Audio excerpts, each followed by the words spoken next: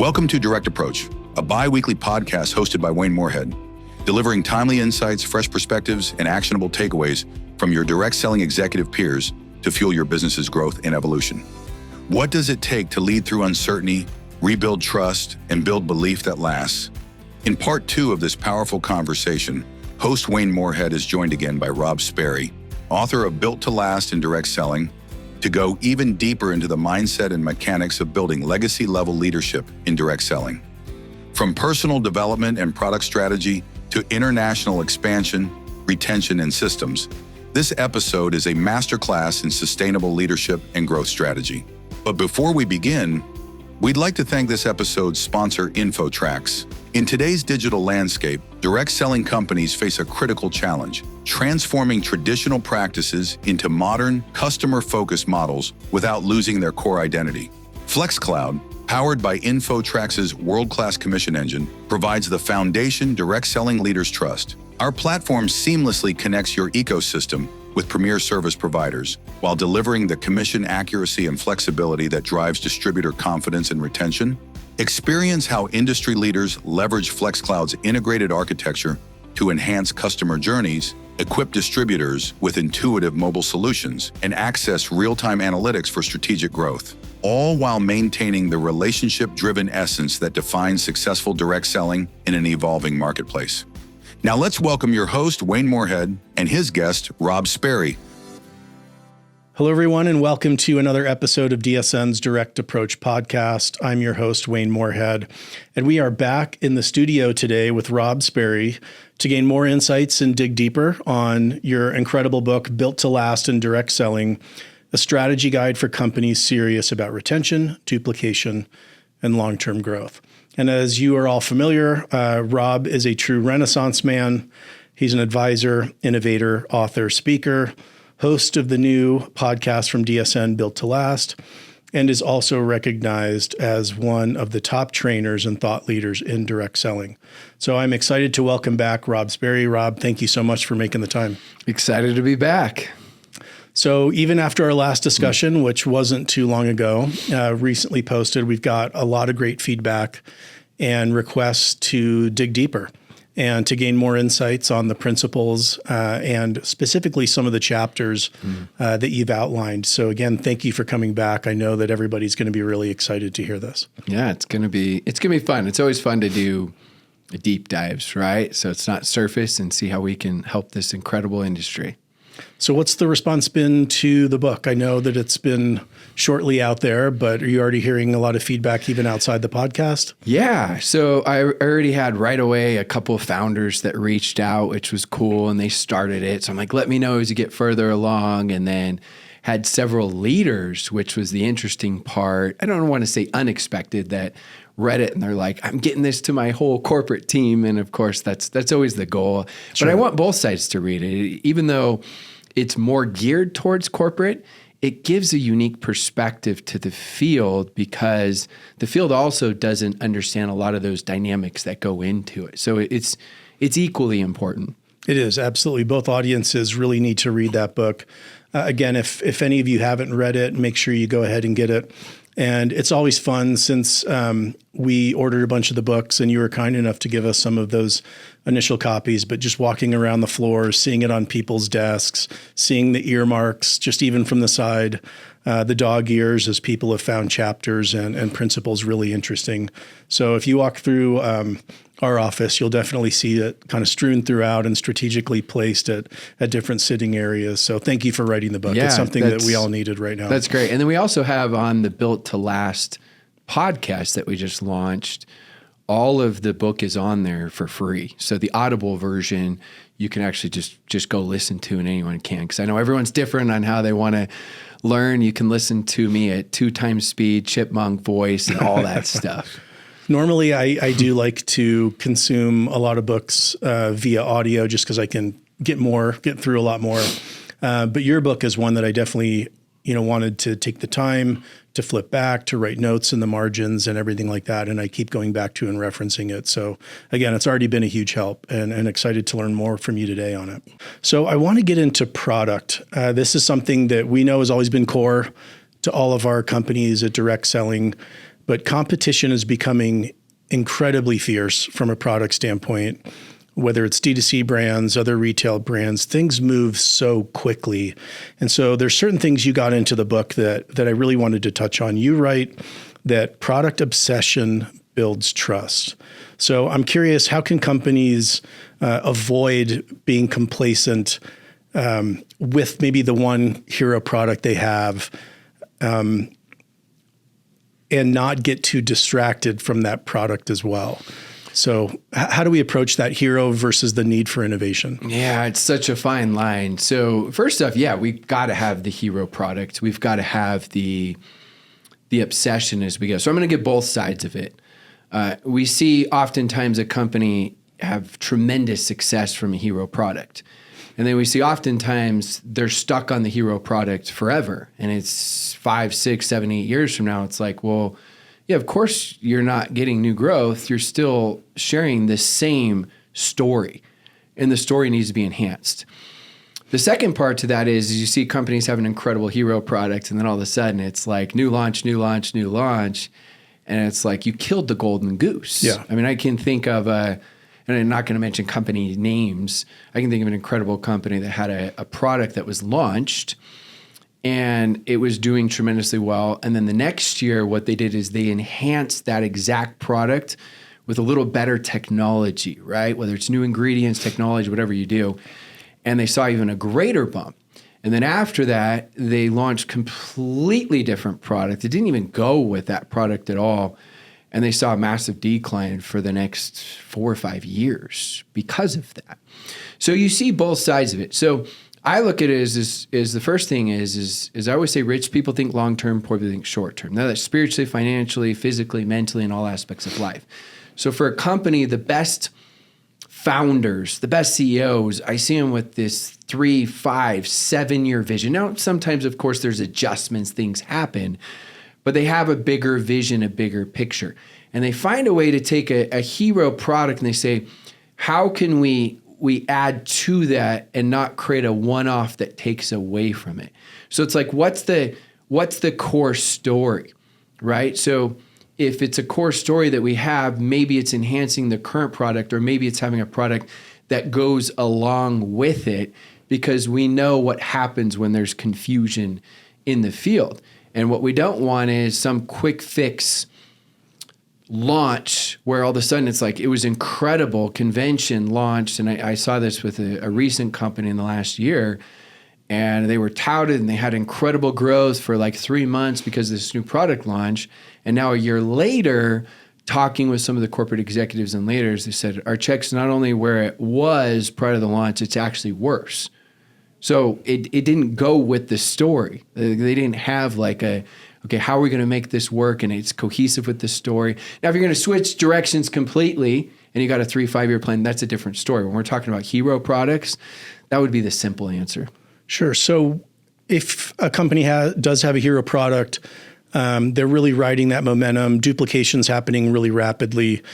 At what point do you need to start looking for something else? Not just from kind of the R&D standpoint, because I think it's great to have things that are there that are, you can almost sit on the shelf and bring out at the right time. But from a commercialization, go to market with that product, when do you want to start looking at introducing something to either supplement or complement that product? Yeah, again, that's tough because it's always right, like too soon and you killed the golden goose, but like too late. And so it's a balance. But I mean, look at most companies, most modern day companies. I know there's rare circumstances, it's a couple years. Most. I mean, and I know there's extenuating circumstances, so I'm trying to be principle oriented here. Sure. But most is a couple years. So knowing that if you're going off traditional, now of course you can cater of like, you know what, this is a little bit different. We can push it one more year. But knowing that, I believe you got to look at it as saying like most of the time, more than 2 years is just difficult. It doesn't happen. So you start thinking ahead of like, what's the product that goes along with this story? So it's the same story, but you're enhancing that story. You're not taking away. Maybe it's a technology. Maybe it's like a generic thing, right, that you're focused on. I want to throw them out because there's so many different types of companies, but it's like this specific niche that you're in. And so it's helping this niche that you're adding on to it. And then you've got to challenge it and say, okay, don't just look at like why it would work and how it works. Look at it. If this doesn't work and it didn't work, why? I want everybody in this room here. Let's get all your top corporate executives, right? Even some of your top leaders that maybe you can trust. And maybe that's the secondary meeting of, let's look down the road a year. And if it didn't work, why would that be? And so I like challenging on the opposite side as well, because it's really easy. We're very optimistic in network marketing. We like to think best case scenario. I like to also go the other side and say, okay, worst case scenario, why? Like what could be the confusion? What could be, is it price point? Is it culture? Is it they didn't really fit together? Like throw everything you can against the wall and go the opposite side as well. So you bring up a really interesting point around building on the story. I think where a lot of companies get tripped up is when they introduce a completely new story, which leaves that product behind.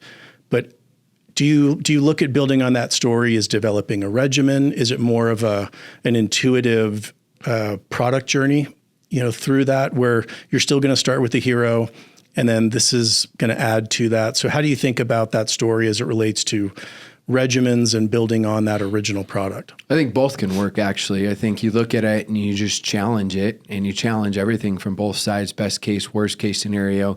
You look at it, sometimes I've seen it where, it's like we're adding this to your daily habits as you go. Like this is going to enhance the hero product you're already taking. Typically, that's much, much easier. Other times, they got a new product that they think is actually going to become the new hero product, right? And now this is like the sidekick, the co-star that goes with it. So it's still the same story and same direction. It's just enhanced. Other times, right, part of that story is really, and that, yes, goes with the daily habits, is the system.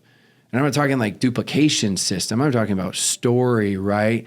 The niche you're in. So it's like a system. Like you think whether it's health and wellness or skincare or, even sometimes services, right? There's a system on the product or service standpoint that they're following. We all have regimes that we're following and systems that we're following. So again, it's got to make sense. It's got to be like super, super simple. It doesn't mean the science is crazy simple. We can take complex science and simplify, but the story itself needs to make sense where they're really, really excited about it. Yeah, and you brought up another interesting point around innovation and keeping that focus on the hero product, where innovation can be incremental. It doesn't always need to be disruptive. It doesn't always need to take you into a new category, but even enhancing and continuing to enhance that hero product can keep the momentum and excitement going around. And I'm sure you've been at companies, I've been at companies in the past where, one convention we're launching, it's a skincare line. And then everybody switches to focus on skincare. And next convention, it's weight loss. And next convention, it's something else.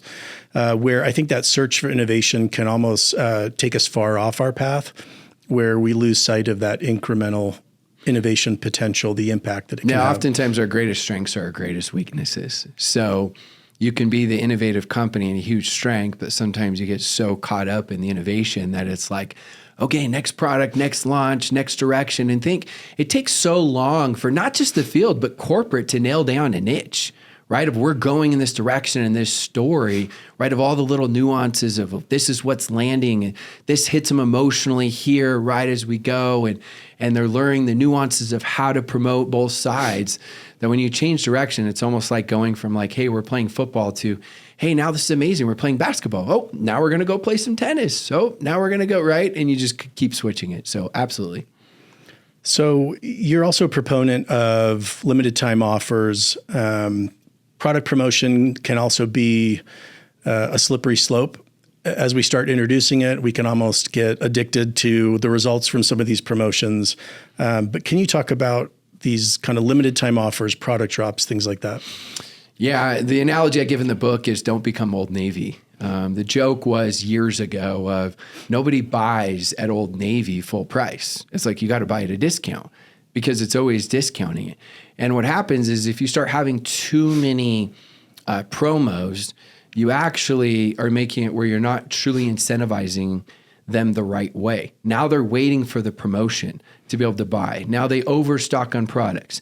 Now what happens is, the company has a spike, but let's say someone's making on average $500 a month. Now they make $1,500 a month. So their emotions go really high and then they drop back down to $300. So the roller coaster even becomes greater and bigger for them as well, for the field.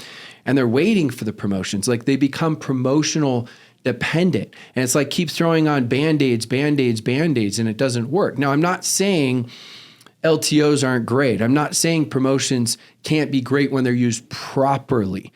So choose. Maybe it's like every year we do a Black Friday one, and then we have another one. But they're going to learn the game. They're going to start to see what you do, the field will, and they'll adapt to it. So I would do less promotions, and I would do them really, really well. I would also look at it like, I know we like to have great sales, but you got to look at it long term as well, because if such a great promotion, they're buying so much, then their garage qualified, it feels like, where they have so much product in stock, and then their checks dip way, way down after that. You also have the opposite pendulum swing from the high emotions to the low emotions, and then they think, what's wrong with me? Because network marketers are directional thinkers. So if their check goes from 500 to 800, like, oh, wow, it's growing. But if it goes from 800 to 400, it's what's wrong with me? Whereas if you would have just maintained that 500 to 520 to 530 to 540, that actually psychologically helps them out a little bit more. So it's thinking both from the company and the leader perspective. So I'm curious, asking this for personal reasons. As you've looked at new product introductions, do you see the impact in direct selling being more excitement, momentum, keeping that going, or have you seen it truly bring in new customer segments, new audiences, and grow the pie? Or is it just keeping that fuel going? Yeah, both. I mean, typically you're always going to see a bump right from it. But again, if it detracts from the story like we were talking about, you get the quick fix bump and you make decisions based on the short term. So it helps you short term. But in the end, it doesn't help you out for the bottom line, and it can cause more confusion. So just like we talked about the hero product, it's the same principles where you got to be extremely strategic on, what's the main purpose of this, right? Yeah, we want to keep some excitement as we go, but we got to enhance the story. We got to think long term as we do this, not just short term of 2 or 3 months, because oftentimes we just either succumb to, maybe it's financial pressures from the company. Maybe it's coming from like an owner, right? Maybe it's coming from a CEO. And then other times it comes from the leaders feeling like they need when they don't know the behind the scenes. Like most leaders, they're not thinking about how do we build this company for 3, 5, 6, 7, 8, 9, 10 years. They should be, but they're not. They're thinking about how can I increase my check this month? They're not even thinking this year. They're thinking this month. Thank you for that. So you talk about how the field needs to feel proud of the product they're selling. And I think that applies not just to the results, but to the brand as well. So, and that's everything, the packaging, the positioning. We know that we now really do compete alongside all of these other products, whether it's D2C or retail in our feeds. So what are some of the things that we can do to help make sure that they're proud of it beyond features and benefits? So maybe that's more of a brand question and the role that that's playing in direct selling. And then I'll follow up with another one. Yeah, you think about it. You've got a Rolex watch and how much is going to be someone pay for it. And then you have like a basic Seiko or Casio watch, and both tell time. But the difference, of course, is the value that's been provided, like you talked about, for brand. And so with it, yeah, it's all of it as we go. It's making sure we launch the right way. Are we getting the law of the buy-in from some of the leaders that are excited? Are we starting to get some of the testimonials from some of the leaders and corporate? Do we have, depending on what type of product you have, maybe it's you have specific studies. Maybe you're taking from third-party studies that you're doing. But they want that emotional connection where they don't feel like, oh yeah, I've got this incredible comp plan, and then I just have some product that's attached to it. So it's like, that's like really, really old school. So it's like, oh yeah, I just buy the product, doesn't matter what the product is. Like people these days, especially with the information age and the competition that we have, They want to feel like they have a unique product. And so one of the tests I like to say, and I know it sounds common sense to us, but it doesn't always happen, is if this were non-network marketing, if this weren't direct sales, would they want to buy the product anyways? And you could say now let's go even deeper. If this weren't direct sales, would your friends and family want to buy this product? Would you want to share this product at a dinner party or a get together because you're excited about it, passionate about it? Now, sometimes you have the product that's incredible, but then you haven't learned how to tell the story. And I talk about this in the book of, a specific company that had a product for 15 plus years. And all of a sudden, the product just absolutely just went in massive momentum because they didn't change any of the ingredients.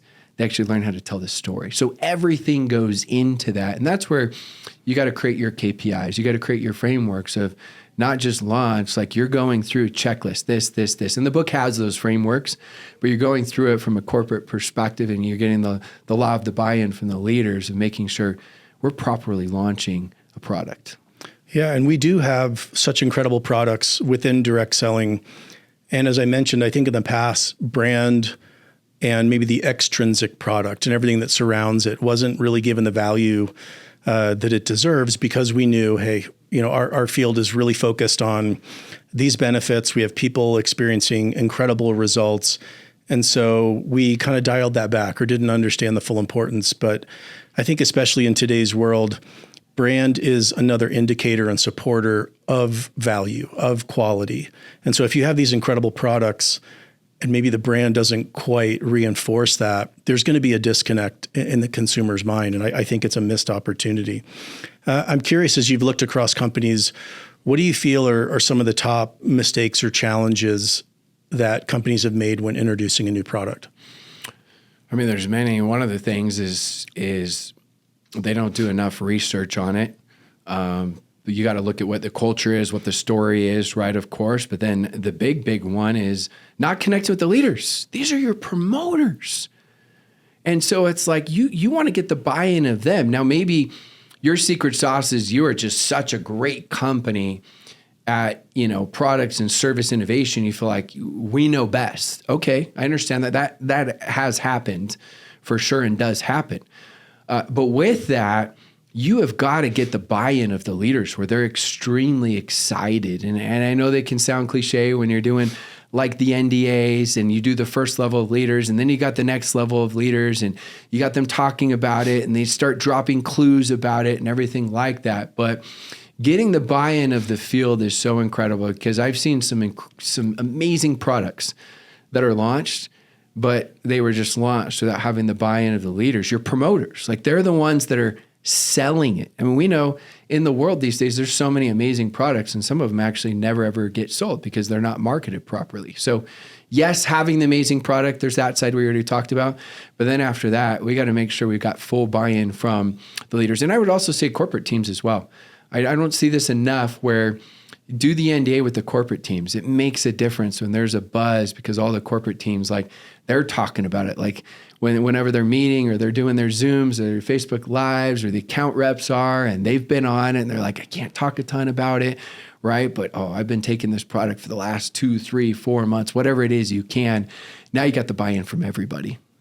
So that raises the question then, how do you balance potential surprise at an event with this launch and building up that excitement prior to a launch with getting the buy-in ahead of time? How do you balance those two things? Yeah, and drop hints, right? Drop clues as you go. The element of surprise is the highest form of engagement. We think in life, right, the things that, had the most amount of just emotion. It's always surprise, whether it's watching a sports game, right? Or it's, I remember with I've got 4 kids and finding out, is it going to be a boy or is it going to be a girl, right? And all of those things, it's the element of surprise. So, but you also have to have the buildup as you go.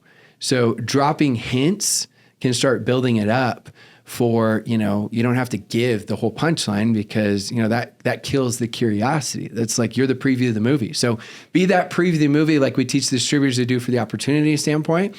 Do the same thing. Be the opportunity where you're dropping key hints and excitement of what's happening and maybe some of the results and some of the benefits, and this is going to enhance the story. And I wish I could tell you more about the technology and the story and the backstory of it, right? And stuff like that. And I would even give a list of some of the hints that you can drop in should, because we can't ever assume that the leaders aren't going to give too much. They can give too much, and then sometimes they get so scared they're not going to give enough. So I do not have that in the book.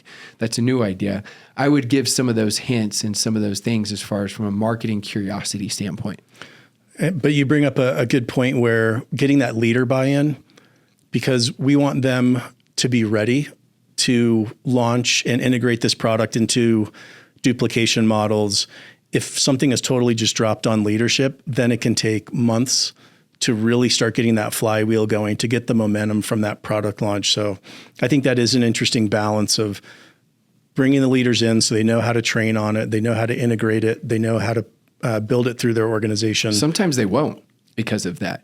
For the exact thing you said, sometimes they'll just be like, no, because they're not bought in, and they're That's just like, true. what I have is working.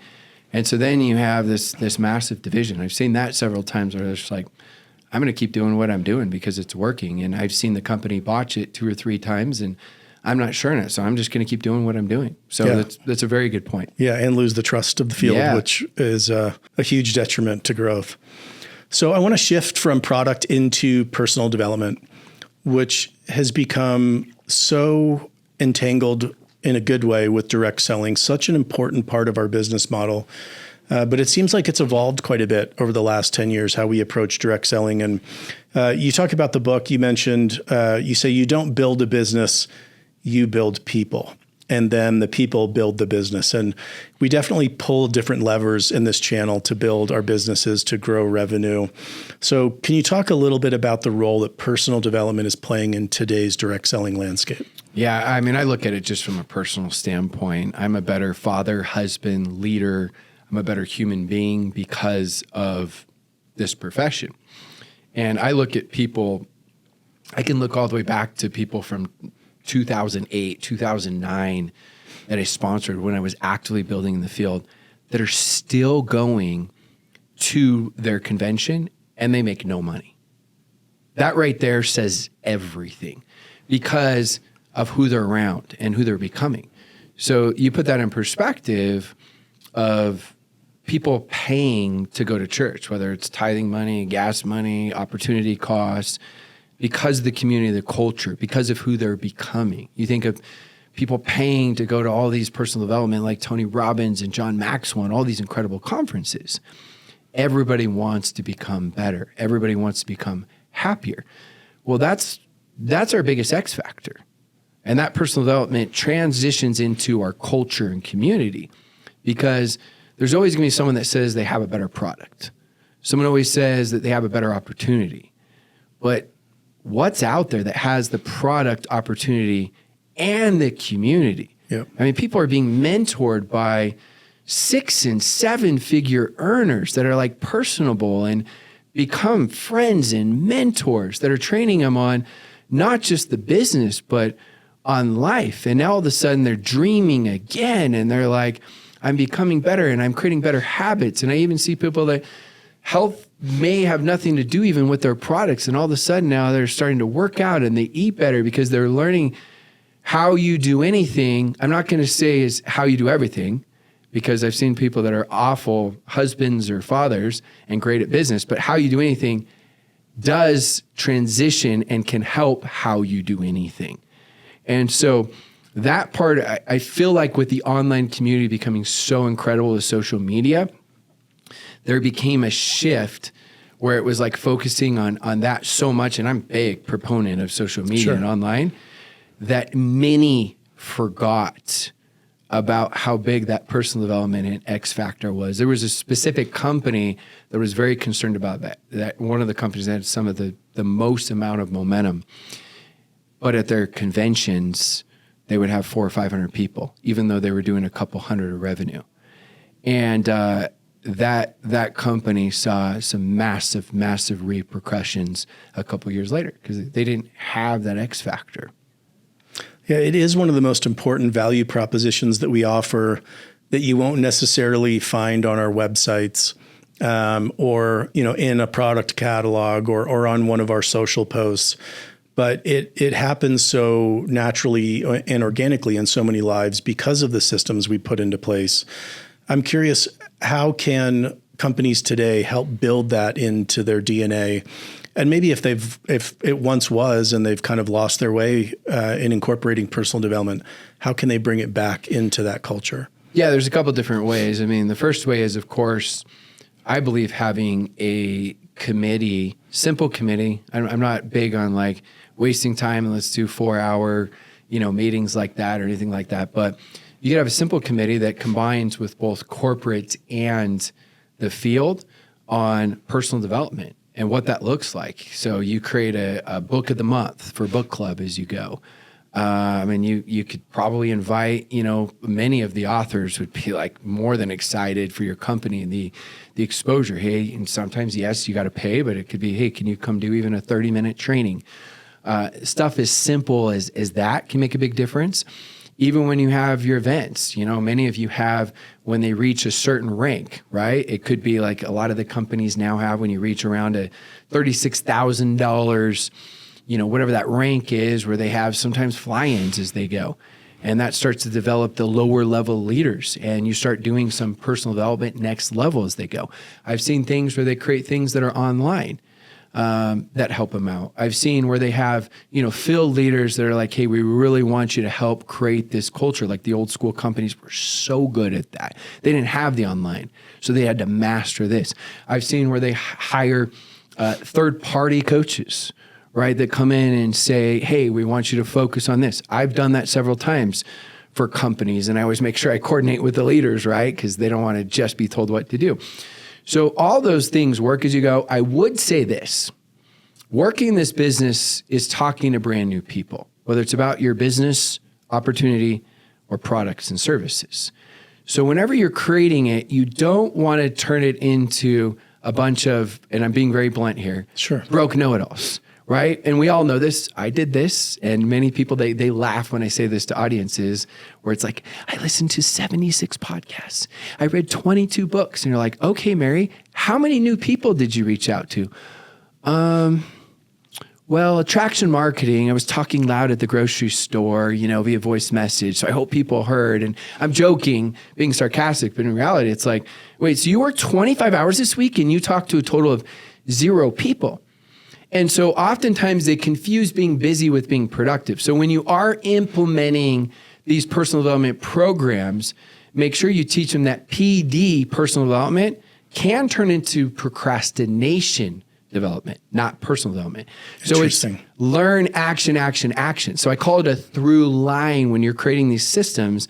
I always say make sure the through line is we got to take action. We got to spend a lot of time talking to brand new people about our business or products. Otherwise, you're like Michael Phelps, greatest Olympian of all time. Oh, I'm going to go study 50 hours of swimming videos, and then he never swims. It's laughable. But that's actually what we do in network marketing. We don't have a boss, so we can do what we want when we want. And so I'm giving you the strength of our X factor, but then also the opposite side of the weakness and how we overcome that. Yeah, I love that you brought up the action part of it. Because a lot of times, I know for me personally, I've looked at more of the inputs. Am I listening to the podcast? Am I reading the books? Am I listening to the subject matter experts? Which is great and fine and enjoyable. But if you're not using those tools and turning it into action for your business, it's not going to have that same compounding effect. That brought up another quote that I really liked from the book, where you said that personal development is the glue that keeps people connected in between wins. Can you elaborate on that? Yeah, oftentimes the money is what will get you in or get you going, or the products will get you excited and get you going. But the glue that's going to keep you in between that is personal development. When you're going through the valleys, right? It's the personal development. And you think about that, when people are doing personal development, it's like they're getting someone else that's coaching them. It doesn't matter if it's Jim Rohn, old school, one of my favorites of all time. I remember listening, and he'd talk about how you're planting seeds, and then the birds would come and get them because maybe friends and family. So when I went through those rejections, I had this pretty much free virtual mentor that I'm listening to. I'm like, oh, that was hard. And then I'm like, I'm remembering what Jim Rohn said, or I'm listening to him like, okay, I got this. Let's go. I got this, right? I'm just becoming better. And, I'm failing forward faster, as John Maxwell says. So all these voices became voices in my head. And then it transitioned to so many other areas for growth in my life. You also touch on there's an important inflection point in the development of a distributor, and that's as they move into a leader and start thinking of themselves as a leader.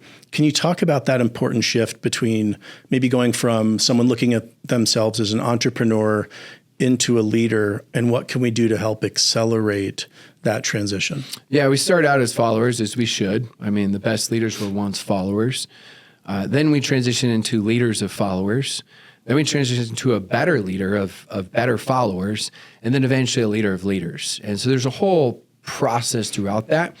But one thing that I see, especially companies that get stuck and leaders get stuck, is they aren't developing the next level, and they're always the face. They're always the one that are doing the Zooms. They're always the ones that are doing the posts. And because of that, and sometimes their intention is good, and other times it's their egos involved, and they want to be like the star of the show. There's different scenarios.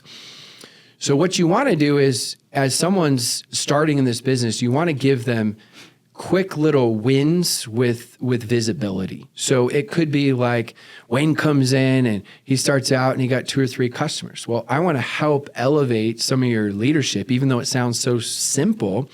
It also helps you, but it helps the audience because they're not connecting anymore when you've been in this business for 10, 12 years. It's like they want to connect to the newest person. So it helps both sides. So I'm going to have him come in, and he's not going to do a 20-minute training. He just started. Instead, I'm going to have, you know what? Why don't you just share a testimonial? And I'm going to empower you on how simple it is, because you're going to probably be scared. Most people are. And I'm going to give a framework on what that testimonial is and a length. So if I want them to talk for 4 minutes, I'm going to say 2 minutes. And I'm going to give a framework on share your experience, this, like 3 or 4 basic things as you go. So that's a simple thing that I can share. I give both recognition. Now you're getting up, right, and you're sharing. Maybe you have a little bit more success. And so the next time, right, hey, can you share what you're doing? Just 5 simple minutes, simple framework, I go again. And eventually, as you start doing this, it helps everybody hear from other people, new stories. But I'm also developing you. I'm giving you more responsibility, more stewardship, so that I am truly becoming a better leader of followers, and then eventually a leader of leaders as we go. It's interesting the role I think corporate can play in helping them shift that mindset from, maybe follower is not the right word, but, entrepreneur into that leader mindset. Because before they even maybe realize it, they are leading people. They do have an organization that is looking to them. And I think there's a lot of ways, like you just mentioned, that we can help give them permission to start feeling like a leader and realize that they are at this point, at this really important stage, and to give them the confidence that, hey, you're there, you're doing these great practices. Now just keep going and realizing that you're already there, and just continue the journey. Are you ready to revolutionize the way your direct selling company accesses industry insights? Introducing the DSN Library's Smart Search, an AI-powered tool that puts over 2,000 curated assets at your fingertips. From compensation trends to emerging markets, answers are just a click away. If you're already a DSN supporter, then you have access to Smart Search right now. If not, it's time to check out our updated program for 2025. Starting at just $1,000 per month, your entire company can get access to the channel's most comprehensive collection of education and insights available. Visit directsellingnews.com/supporter to see a demo of Smart Search in action and to learn how your company can become a supporter now. We also invite you to join us for the Fall DSU happening October 6th to 8th in Plano, Texas. Visit dsnevents.com today for details. I want to shift into another chapter around international expansion. And this is something that some companies do so well. Other companies in direct selling don't do as well. But it is probably the greatest lever we have for growth, for sales growth in the company, is going into these new markets, but you caution around expanding too quickly. Yeah. And I think we've seen that before. So what is that right pacing? How do you make sure that you're going into the markets right and not just turning on, oh, now we're in this market because we can take orders and ship product? Well, I know we have companies from all over the world listening. In particular, the international markets that are having U.S.-based companies that are opening their, hearing from the leaders, they're sick and tired of companies fake opening. Yeah. Meaning like they just want a quick fix, but they aren't investing in anything there. They aren't checking out what's the culture, not just the language, but culture differences. I mean, you have some markets, right, that are definitely more opportunity. You have other markets that they want the retail model and the sample out model as you go. And they're not looking at packages, they're not looking at price points, they're not looking at getting things properly approved. So it's like, and I get it, sometimes there's certain ingredients you can't, right? And you got to figure out a way to maximize that. They're not looking at having a country manager there, the proper one as they go. They're not looking at any of that. They just hope like, oh, I've seen this company this one time open in this country, and they just blew it up and it made their company. And those are few and far between. And so they get overzealous because of misinformation. And they go there and they open up the country and they don't realize, like, done right, it's expensive. I mean, you look at like, approvals and bank approvals, and some of them, how much money you actually have to have in the bank, and it can be costly. And they go open up in that market improperly when they're not ready. And what happens is not only do they not have the success there, but now they've also caused an unnecessary distraction.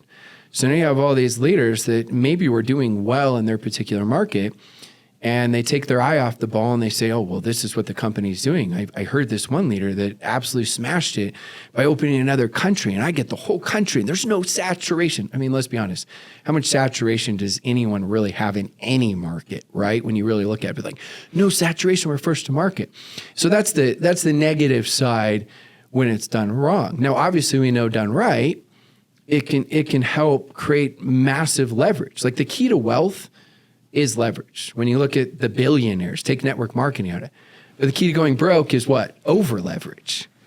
And so it's that balance. And we've seen even billion-dollar companies that are no longer in existence right now because they went and just mass opened all these markets, opened them up improperly.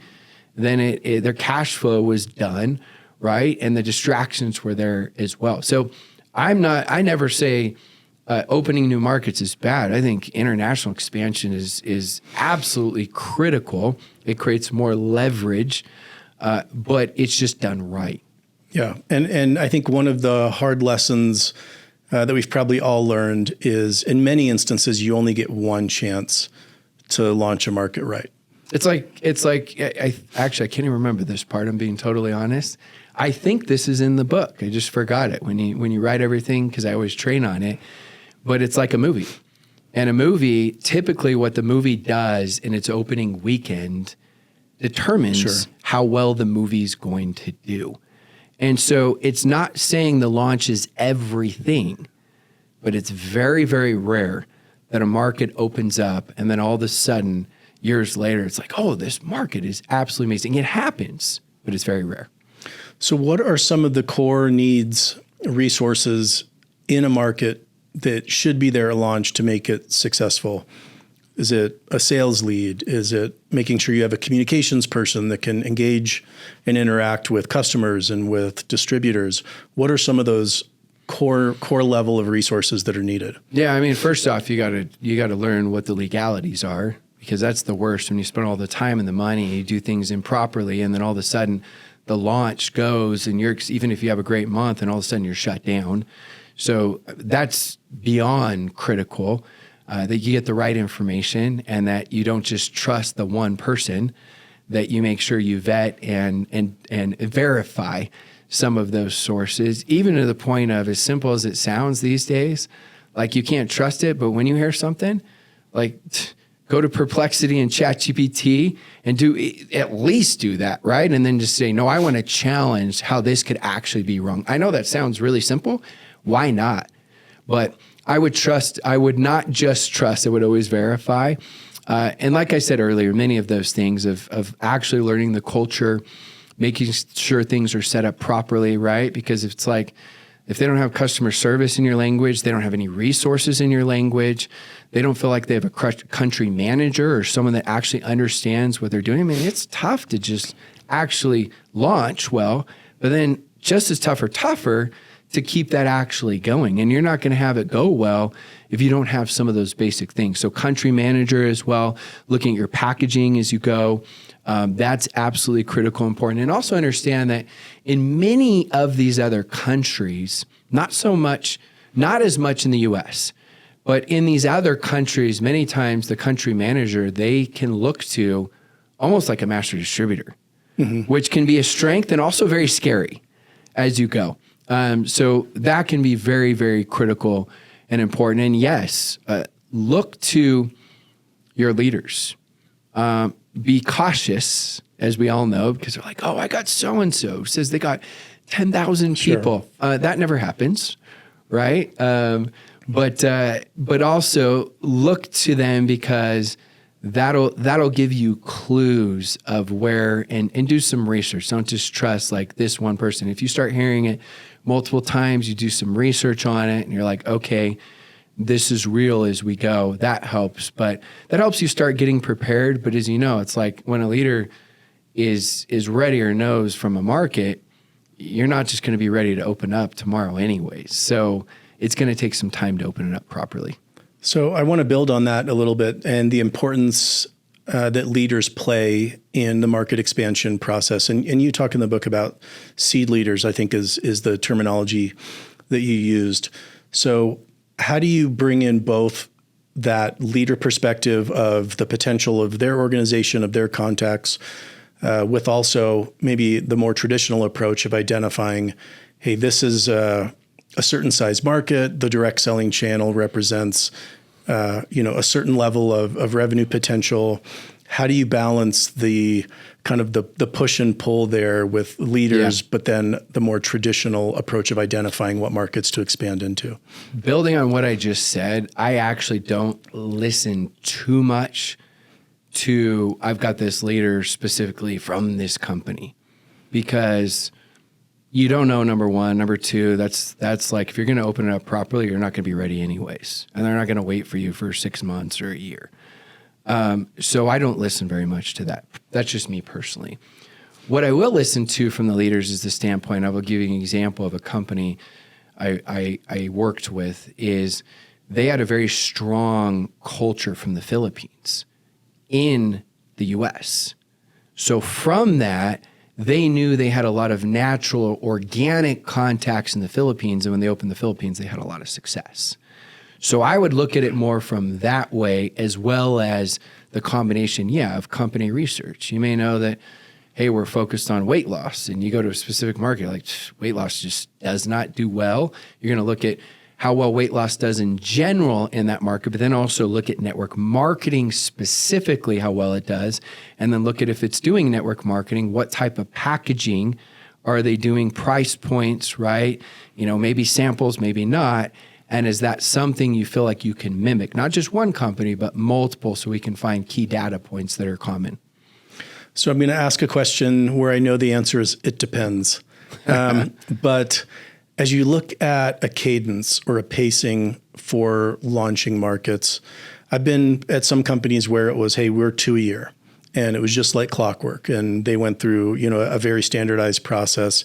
How do you look at cadence and pacing of that, and also making sure that you don't miss out on potential opportunities and maybe that, first to market chance that you mentioned a little bit earlier? Yeah, I mean, I've seen some companies that just have it dialed in. They've got a lot of experience, a ton of experience from corporate level contacts, builders, people that have done it, where they feel like they can actually open up quicker in markets, and they just want to be able to be nimble and be ready right away.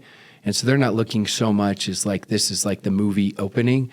They're looking at it as, we just want to have a strong foundation where we're ready and we're open. They feel like they can do it in an economical way. That's very rare. I've seen that with a couple. as a strategy goes. So that goes with your it depends, but giving more specific. And then I've seen other companies, even large companies, many that you and I both know, that it's legit. We're going to do this. We're going to do this the right way. We want to make it a big deal when we open that market. And so we're only going to open up 1 to 2 markets maximum. And you and I can both name off several of those companies that are, massive, massive companies. That's their strategy and it works. So I do believe if we go on, it depends, that both ways can work. It's just one of those, what's your vision, what's your plan, and just go execute it really well. I mean, the number one cause of failure is indecision. And it's oftentimes what people think is the long road is actually the shortcut. If it's just a roadmap of we're just going to be great at this way. This is our philosophy. This is our style.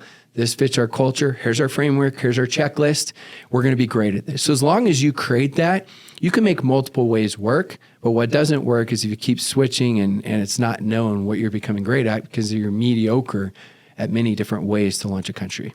Yeah, and I think to your point, once you identify the resources and the approach that lends itself to having the greatest chance of a market being successful, that almost provides a natural governor to the speed that you can expand. So if you say we have to have these certain things in place to even qualify and know to support that region or that market, that might even determine the pacing of it itself and maybe answer that question for each individual company. And on the flip side, I get it. Sometimes you have to shut down a country. And if you do, I know there's so much that goes into that decision. Just know that when you do that, sometimes if you save a little money, you actually lose money because it hurts the brand and it hurts the leaders so much. It can hurt their check enough, which can damage their check.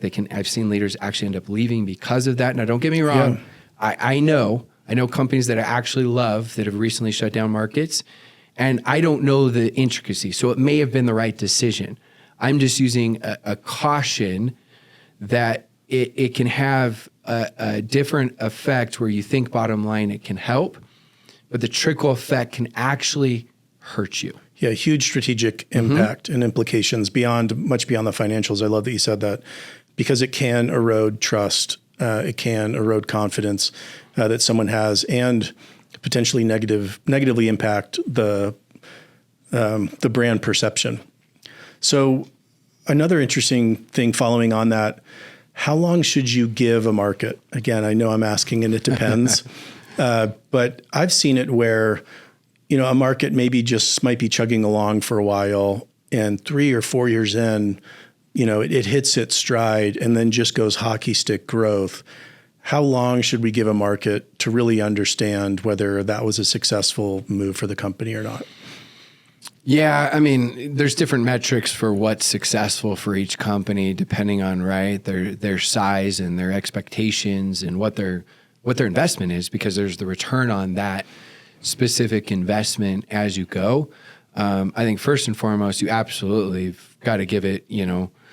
You're going in not thinking a year or 2 years. You're thinking, okay, let's see where this is at 5 years. But of course, you got to create metrics in between as you go. Then your level of expectation is going to be based on what you've put into it and how large your company is as you go. I think the number one goal is progress. So even if you're not hitting exactly what you want, most companies are happy if they're seeing continual progress. So the first metric is how can we make sure that we continue to progress? Because that's what gives you hope and you're willing to continue to invest. When there's not progress is when the panic button hits for both the company and for the leaders. So it's tough to give an exact number because there's so many variables to it. But I would say the top thing is making sure there's progress. Now, leaders are going to want you to invest more, and they're going to be like, well, if you invested more, we'd have more. So that's where you got to figure out, what the value is there of, hey, we're willing to invest more, but here's our expectation. Here's what we need from you, right? You can put 300 people in a room there, then that right there shows us this, and we're going to invest more. You give, we give. If you can do X amount of revenue as leaders, then we can invest this amount. So oftentimes the communication is what lacks, so we don't have any benchmarks or progress.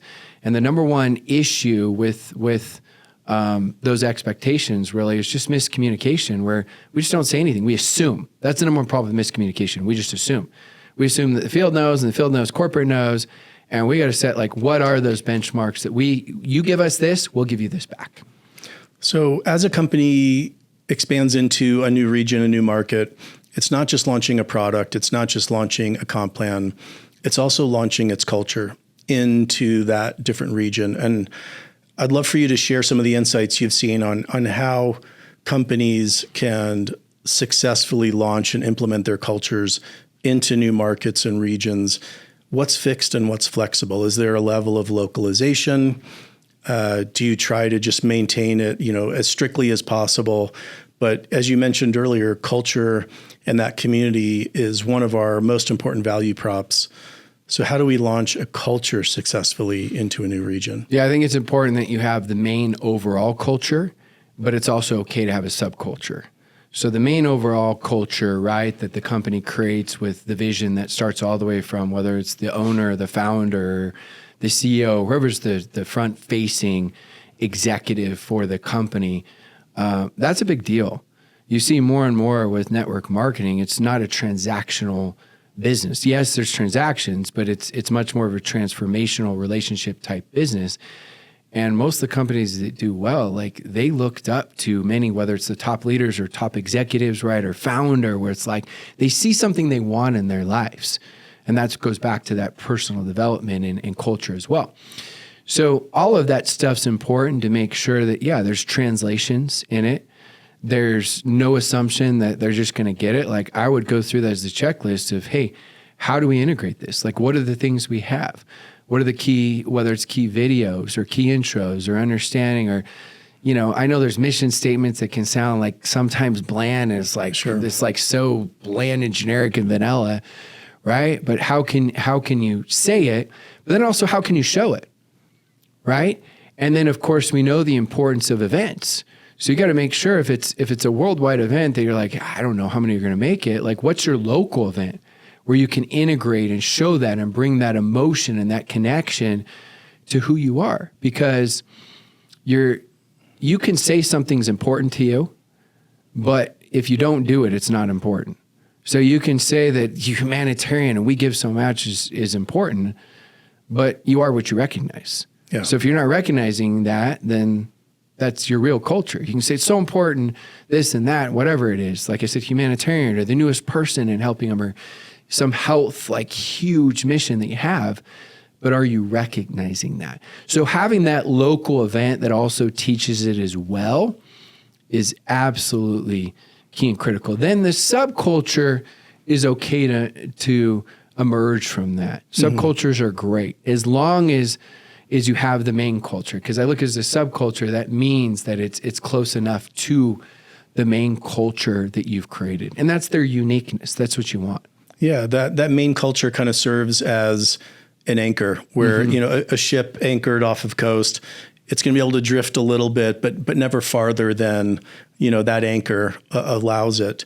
And so I think having that subculture and the freedom to move around a little bit within kind of a fixed area, I think is really interesting. And we don't often consider the culture and the importance of it in these other regions where, as you mentioned, there's other replacement products that someone could probably get elsewhere, but something that's very unique to each company is that culture. And I think it's also important to have it really well defined, about as well as you can, and working not just with the field, but the corporate staff that's going to be there supporting and understanding this is what we do, this is why we do it, this is how we're different. I think all of those aspects are really important and need to be considered as we expand internationally. So moving from international to infrastructure. So that you say in the book that infrastructure is strategy in disguise. Can you expand on that a little bit for us? Yeah, you think about it is you're going to default to the level of your infrastructure, which is your strategy. So you can say like we're so strategic, but it's like if they get on and onboarding is really difficult and there's like 17 steps to onboard, right? Well, that's part of your strategy. If describing the product is really difficult, that is part of your infrastructure. If you've got, compliance that's a mess, That's your infrastructure. So, and that's really your strategy. And so all of it works together. People take for granted the things that they just get. So for example, I've heard leaders that are part of maybe a big company, and it's amazing. They're always paid on time, right? Products shipped, they don't have products back ordered. And then all of a sudden, if they join maybe a company that doesn't have that, could be a new company, could be a mid company, it doesn't matter. But if they don't have it, all of a sudden it's like, what's wrong? Like they never even thought about that stuff before. So all of those things that you have in place, even though they're really, really simple, the distributor isn't thinking about those things until they're difficult. And then they're freaking out because they don't understand it. In their minds, they're like, I do my job. Why can't you do your job? And when they start worrying about that, all of a sudden they start promoting less and less because they're like, the company doesn't have their act together. They're already having doubts, tons of doubts. They're already trying to overcome fears to make those new invites and to share with friends and family and strangers and everyone. But if there's something there that's holding them back, that infrastructure, that does become that strategy that now all of a sudden, whether it's a valid excuse or not, they're going to buy into it. So what are the gaps that you most often see from an infrastructure and distributor support standpoint? Yeah, I mean, from a distributor standpoint, I would say the onboarding. Most of the time, companies and leaders don't have good onboarding. They think they do.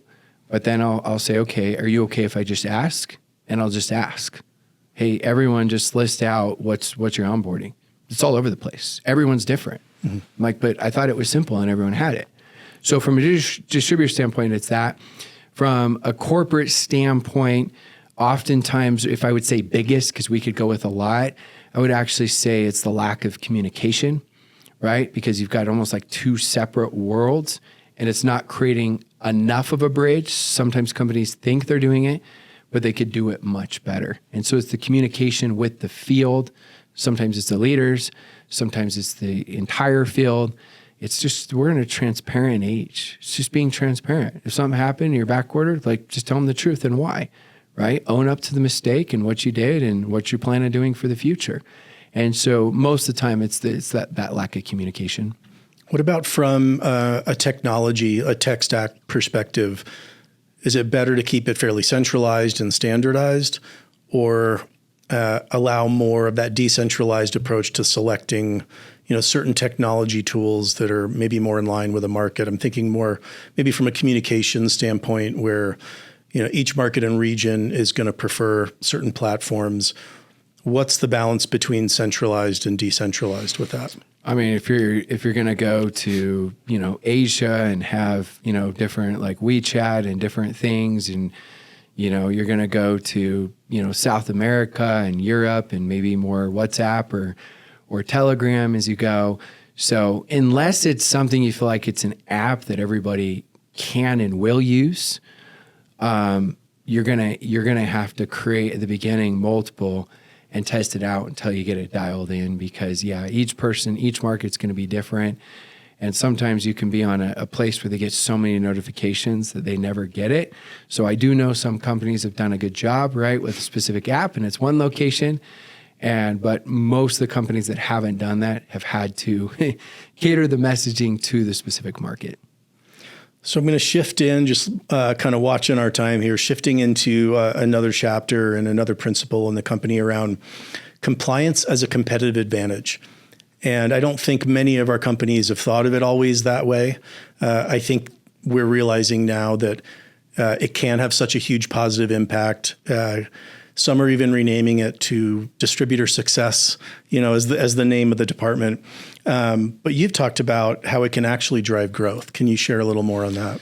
Yeah. So, I mean, first off, there's all too often where compliance comes off as, I call it, I did a recent interview and I call it the sales prevention team is what I was taught when I first started, and we called them. And then later, as I started doing speaking and consulting, I learned, no, they're so important. The problem is when it comes off is like, don't do this, don't do that, like warning. I mean, I know a top leader from a company that literally, like top leader, top 3 of $100+ million company that just gets this this warning letter from compliance. Like, are you kidding me? Right. And it wasn't like even a conversation or like, hey, like, congrats on all your work. Like, here's, things to do, right? As you go, if you have any questions, reach out. And so what happens is when that happens from the negative standpoint, like, all of a sudden they're like, well, I can't say anything. And like, are you serious? Like, I'm building and I'm trying hard. And all they're telling me is, I can't. So it becomes this negative reaction. Whereas when you make it part of your culture of, guess what, guys? Like, when we do this the right way, we're building a long-term sustainable company. We're not having as many hiccups.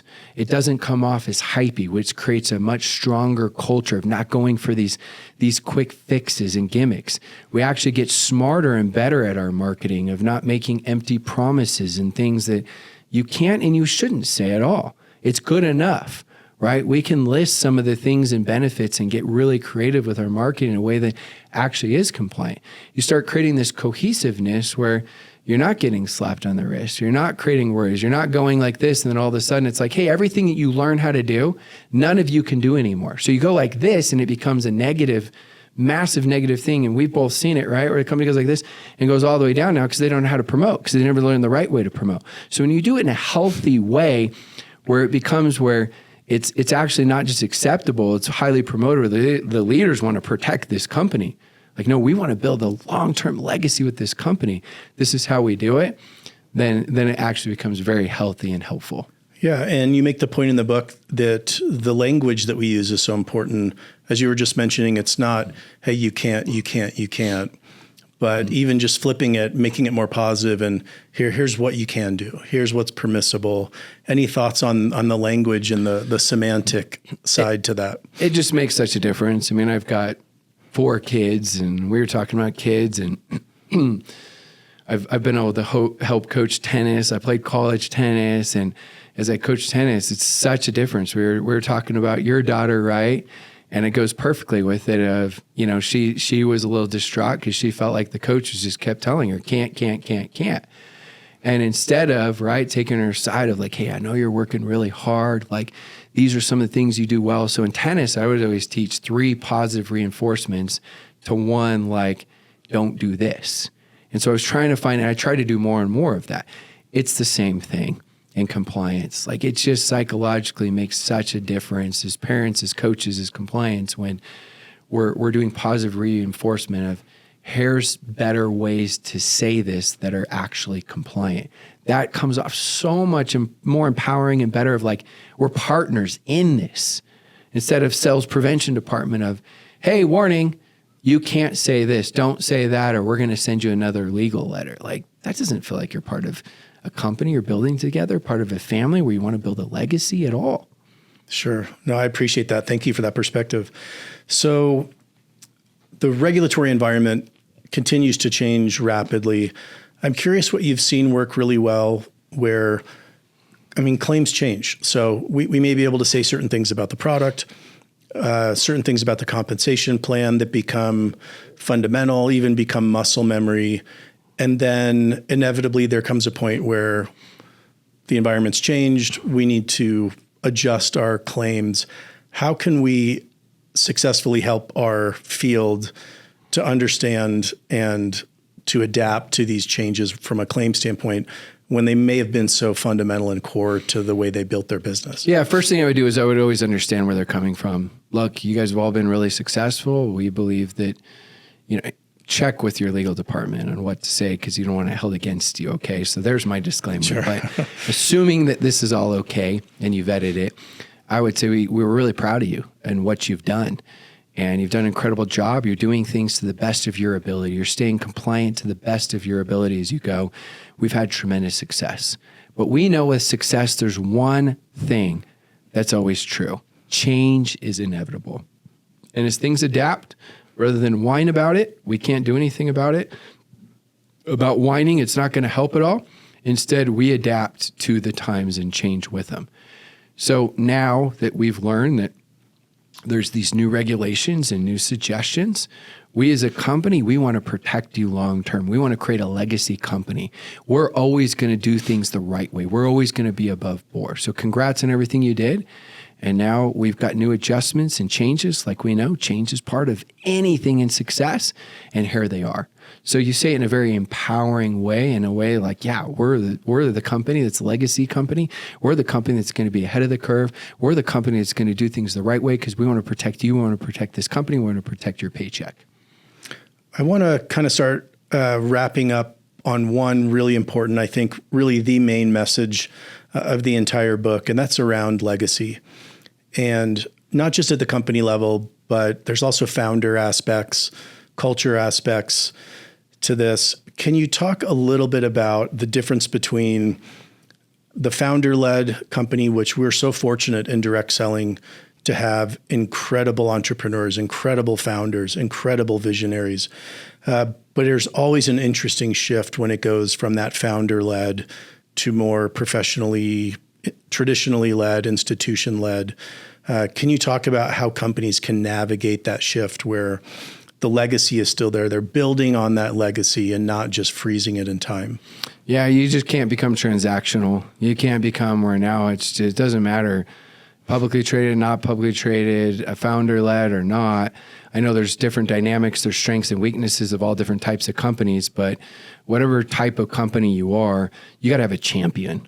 And the champion, most of the time, you're going to have someone from corporate, but I've seen companies as well that have transitioned. I can think of a publicly traded company that the champion became a very legacy type leader, and that worked for them.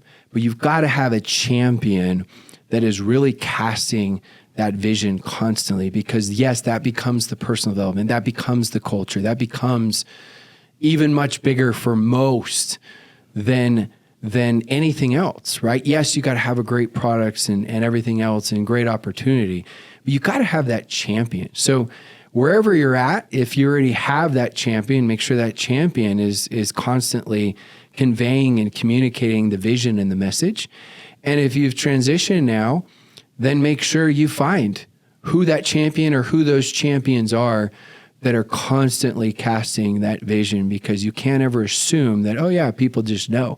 There's always new people that are coming in, and there's always people that need to be reminded of that champion message. We have those champions, those founders, those legacy leaders at the corporate level. We also have them at the field level. Those people that were there from the beginning, that saw the vision long before anyone else did, that became a part of it, that, you know, I've been at companies where maybe even the product wasn't quite even out the door, but they believed in the vision where the company was going. So they wanted to be there, you know, signing up right when the company was going. How do we also transition from maybe those legacy field leaders where we continue to serve them, we continue to support them, but we're also looking to that next generation of field leadership and bringing them along? How do we balance the field legacy leaders with those new leaders we need to develop and nurture those same types of relationships with? Yeah, you gotta look at who your up and coming stars are. You look at sports teams, right? And they go through like one legend, and then they're looking at betting on who's their next legend, who's their next champion, right? Sometimes you get it right, sometimes you get it wrong. But you got to start looking at nurturing who that is. And of course, there's different attributes that you know that you need and that you want to look for of who they are as individuals, as well as who they are as leaders. And what I see rarely done, I've seen it done, but knowing that of companies and leaders helping to decide who that is. And they start nurturing that person to become more of the face of the company, the organization. And oftentimes it's multiple people as you go, because at some point, whether it's the legacy leader passes on or at some point becomes, less removed. And also it's always good. It's good to have some of those fresh faces. So it may be you've got, the massive legacy leader that's been there, right? Like you could look at the Lakers right now with LeBron James, and now they've got Luka. And so they know that that's already been passed on. And now LeBron's actually the second best player on the team, not the best player, even though he's one of the 3 best players of all time. And so Luka has become that person. And so that's similar what you've got to do in network marketing, but most aren't strategic enough about it, and they just let it happen. And so oftentimes, most of the time, it doesn't happen. You can't just hope it happens. You've got to look at that as a key integral part of your company, of your culture, of the leadership. I want to end with this last thought. Thank you for that. Each of us, the companies that we're at, want to build incredible legacies. And we want to have huge impacts on our brand partners, on our customers, and be one of those companies that really last. What are some of the couple top things that we need to keep in mind as we're operating at these companies on how to help make sure that we are putting our companies in the best position to create those lasting legacies and that are truly built to last, as you discuss in your book? We've got to think longer term. And I understand if you don't take care of the short term, there is no long term. But we had it, to me, my perspective is a shift where it started becoming much more focused on this quarter, this year. Now, I understand that this quarter and this year can help the long term, but we made too many short-term sacrifices that affected the long term. And I love when I hear from company founders, leaders, executives that say their plans are 3, 5, 7 years from now. You think so much differently. You make decisions much differently than you would if you're not mentioning that and if you're just thinking in quarterly profits. Again, I understand the importance of the short term, but don't make short-term decisions that are going to affect the long term, because in the end, it never works out. So that goes back to having that long-term perspective. Good leaders have vision, but great leaders give vision. And so it's finding a way of first having that vision, right? Because you don't have it, you can't give it. But then if you want to transition from a good leader of having that vision, it's constantly giving what that vision is, that 5-year vision, that 7+ year vision. I think that truly is the perfect thought and principle to end on today. Rob, thank you so much for taking the time to come back in. Thank you for writing the book, for sharing your expertise, for being such an incredible champion for all of us in direct selling.